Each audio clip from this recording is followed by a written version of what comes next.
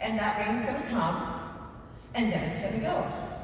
And then the sun will come out again, right? And that's how our emotions go. They come in and they go out like weather. And we can't really control how we feel in the moment. So when something generates this feeling of anger, should we be managing it? Or should we be trying to figure out what it is that created the problem in the first place? So the first thing I want to say is that we don't have anger management problems. We have problems.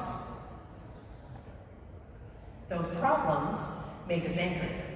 In the same way that fear is a mechanism to let you know that you're in danger, anger is a mechanism to help you identify problems. So for generations, we've been teaching people to manage the trigger that tells us that we have problems, and then we're surprised when the problems don't go away. Right? Think about this. You have an issue at work. Makes you upset. Your plan is to go to the gym and beat the heavy bag until you're a limp noodle. So you go to the gym, you beat the heavy bag, you feel all loosey-goosey, you go home, you go on with the rest of your evening, and you go back to work tomorrow, and guess what? That problem is still there.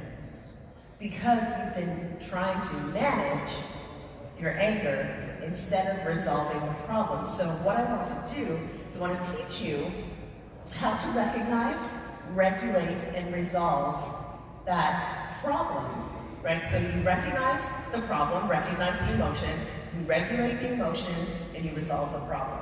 And the reason why this is important to me is because we have a whole generation coming up behind us that is watching, they are learning, and they are repeating our behaviors. And if they're not repeating our behaviors, they're moving from this side of the pendulum over to this side. But they're doing it without any skill. Now, I'm going to ask a little bit of a sensitive question. You don't have to raise your hand, but feel free to do so if you feel safe in the space. How many of you grew up in homes or were witness to people who did not know how to regulate the emotion of anger when you were a child? Thank you for your honesty.